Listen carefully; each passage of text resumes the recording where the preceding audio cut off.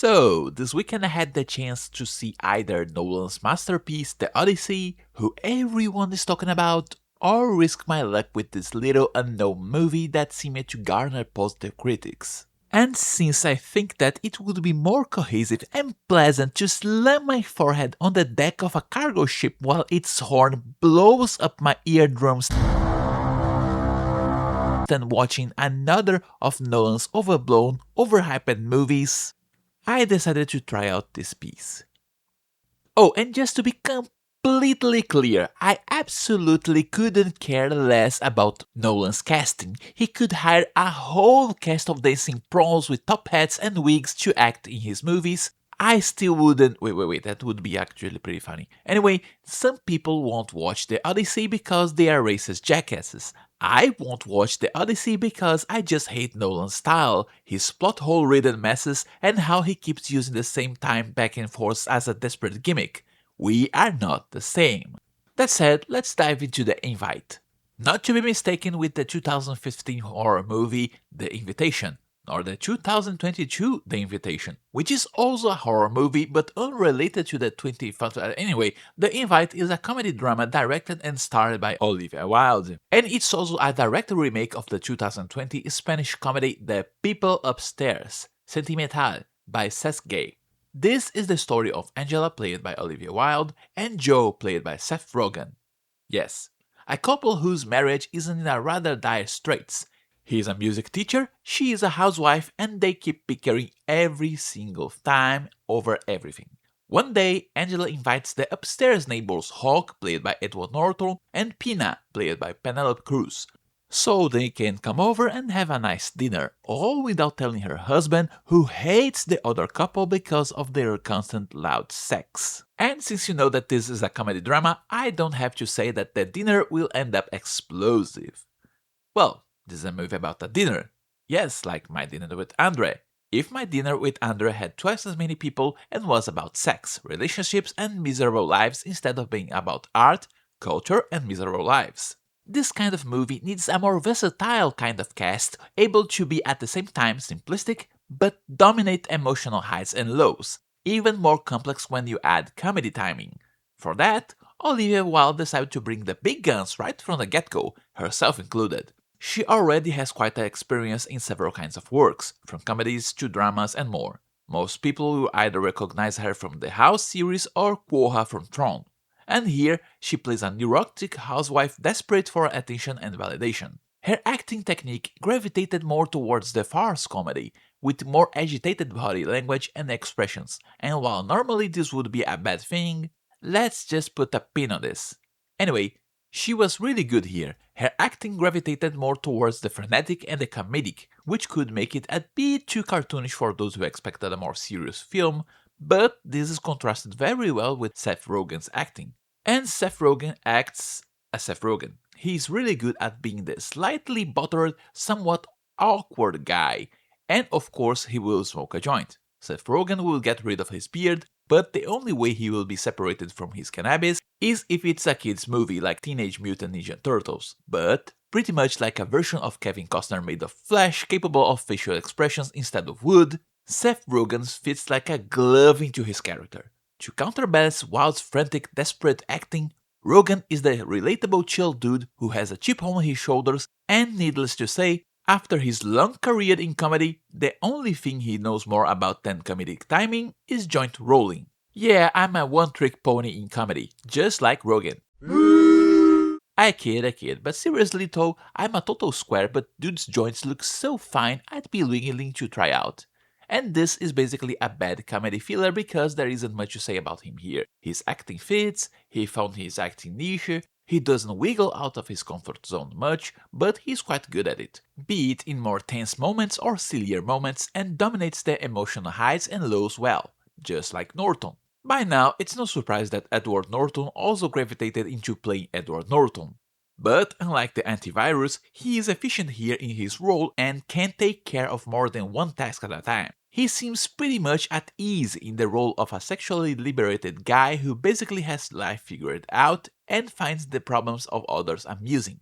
Not in a haughty or arrogant way, but like when that guy who learned how to ride his skateboard and hangs around the park watching kids stumble around doing the same, waiting for that moment where he will recognize the glee he had before, but in another person's face. It's subtle but well done. Norton is a really good actor after all. And the same thing can be said about Penelope Cruz.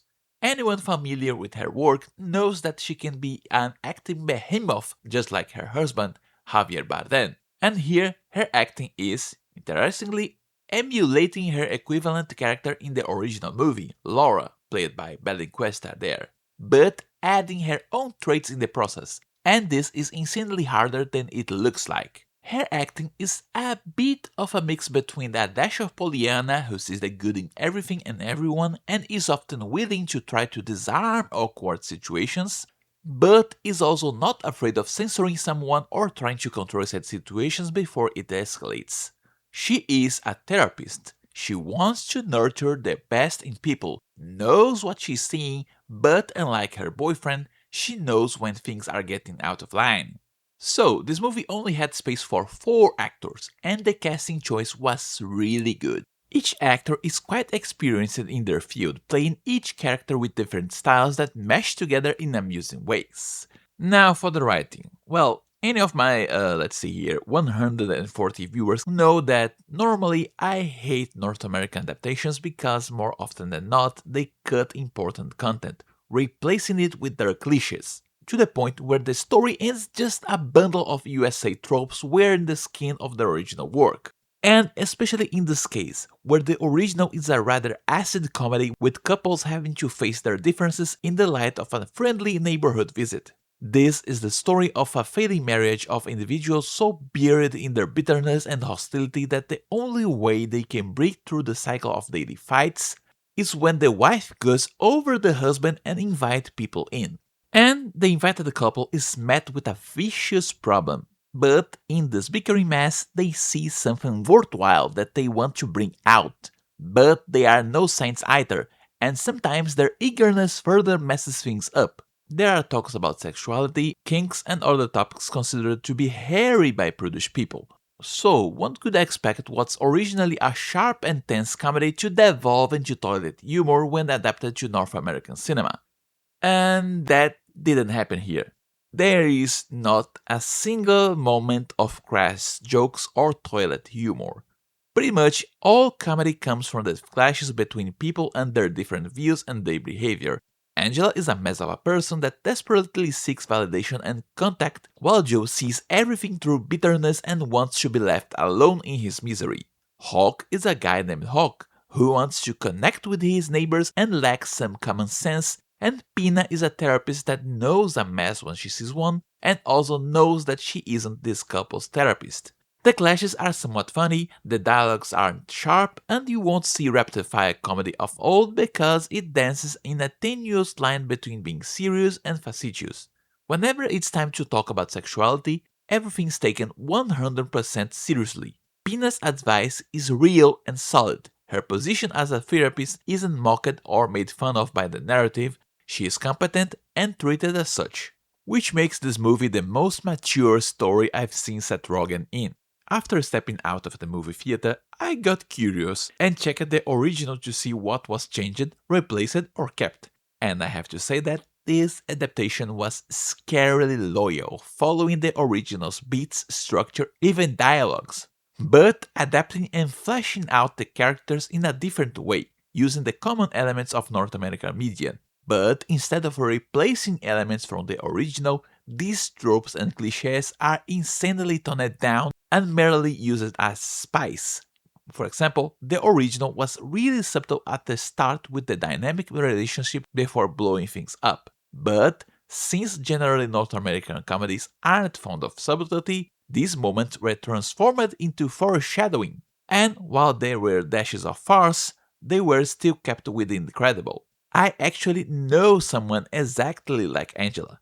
The desperation, the willingness to push her husband under the bus to feel validated, and I know for sure that it's a nightmare to live with someone like her, which contrasts sharply with Joe, as the guy who just wants to be left alone, but can't be left alone because he will end up never leaving the pit he sunk into. Living with someone who just constantly complains about everything and tries to shut down any attempts at breathing is also a nightmare by itself. So you end up understanding why these people are together and why they are with such problems. And of course, to make things worse, Hawk loves to touch people to feel connected, which is a bliss for Angela but a nightmare for Joe. So I'd say that Rashida Jones and Will McCormack did a superb job adapting foreign material, especially with the subtle cues and nods, like for example how pina is Spanish, bringing pudding instead of an Indian dish. But still, this is a comedy drama between two couples. It won't reach mass appeal. The dialogues are somewhat blunt, funny but blunt. The topics are interesting and the writing allows itself to develop and change, leading to a tonal shift in the last third of the story, but that's made obvious, it doesn't come from nowhere. The characterization is solid, not as rock solid as the original where you could see clearly the personality problems of each person involved, but it's still solid, and most of all, entertaining. The soundtrack was also an interesting twist from the norm. It was composed by Devontae Hines and it's mostly the cello with one or two less sad songs. The main feature being Sade's song By Your Side from 2000s. Generally, movies focusing on discussions have little to no background music in order to focus on the dialogues themselves. The original only had one song in the start and one at the end, but The Invite not only has a rather fixed soundtrack for this sort of movie, the soundtrack actually hits during dialogues, louder. This would normally be a huge no-no in directing, but here it's meant to exacerbate the notion of this whole thing being a farce, that these dialogues don't matter, this is just bickering with emotions running high.